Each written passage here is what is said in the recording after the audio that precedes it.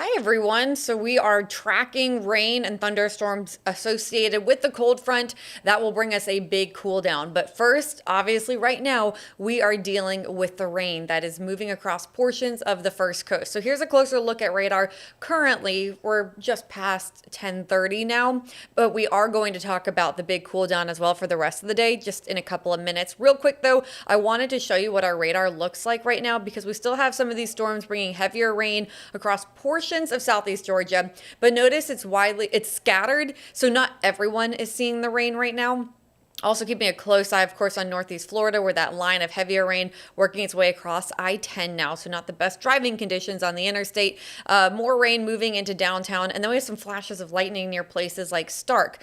Look at this heavier thunderstorm near Gainesville. That line near Gainesville and over Alachua County is going to continue to push east, and so the worst of the storms, the strongest of the storms would be for portions of Putnam County, maybe even into Clay, and I'll even extend it over towards the Stark area. But that's where the worst of the storms are going to be in the next hour. And we have a low severe weather threat. It's not zero, but it is low. Then, of course, behind those storms, we are watching for the cool down. Temperatures right now sitting near 70 degrees. You can see how there's a bit of a difference across the first coast where we've had more sunshine. Places like St. Augustine, you're in the 70s, other spots still holding on to the upper 60s.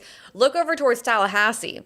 They are in the 50s. That is the cooler air moving on in. So it is pushing in. Easier to see here with our 24-hour temperature change graphic because of the colors and the contour of the colors. That deep blue, that is much cooler air. That is pushing east and will move in here soon. So right now it's a little breezy out there. We have winds over 10 miles an hour. Notice that for parts of our area, they're coming out of the south. When you see the wind shift to come out of the north and the northwest, that's the front, that's the cooler air that's moving in. So right now we have the warmer air over a good portion of the first coast, but soon you'll start to see this wind direction change all across the first coast as the cooler air does dive in.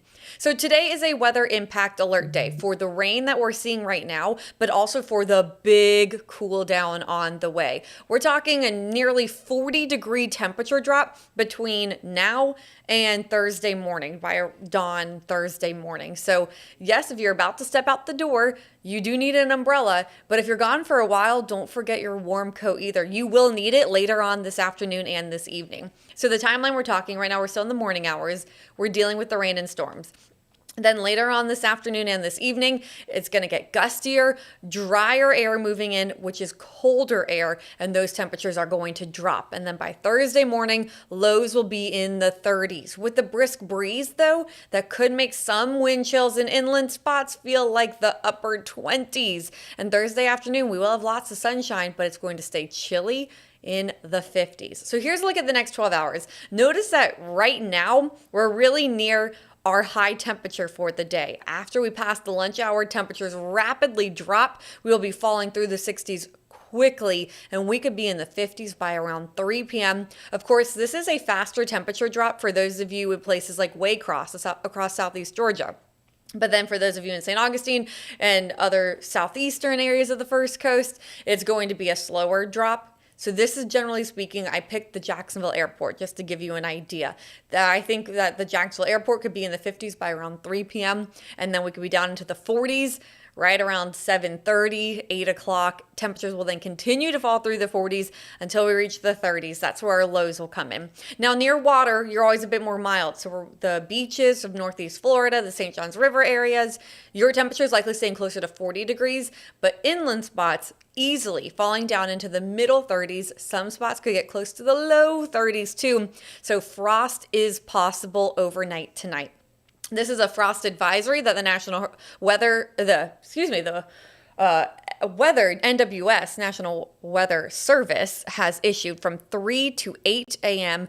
Thursday morning. Remember that frost could harm your plants. So here we are again, just another frost advisory. So after the sun goes down, you'll want to cover up your plants, have them prepared for the cooler air that is on the way. After that cold start tomorrow in the 30s, we are not going to warm up much Thursday afternoon. Highs will stay in the 50s. It will be a chilly day. You'll have to bundle up. If you like the cold weather, make sure to soak it up on Thursday because we are going to start that warming trend again already on Friday when high temperatures are back in the 60s. And if you like the warm weather, don't fear. You can get through Thursday. I believe in you. Hold on till the weekend.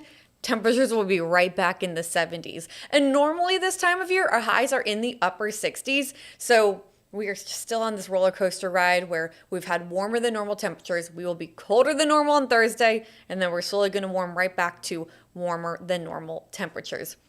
As for our morning lows, of course, worrying about frost or freezes, I think our biggest concern will be tomorrow morning, Thursday morning, and then these temperatures warm back up for our morning lows as well into the 50s over the weekend. As for rain chances, of course, right now we are dealing with the most amount of rain. Over the weekend, we could potentially see some coastal showers blowing onshore. Rain chances overall on the lower end, but don't be surprised if you see a few raindrops, especially Saturday, perhaps into Sunday. But again, those rain chances staying low for the most part, except for right now. So again, just to recap before we go, this is a look at your current radar. I think the strongest of the storms now moving into places like Keystone Heights, Stark, perhaps over to the Palatka area, and then more of this rain, of course, moving into the metro area. Looks like we got some lightning flashing there for portions of Nassau County. Also, those storms in Nassau County, you could see gusts to around 40 miles an hour.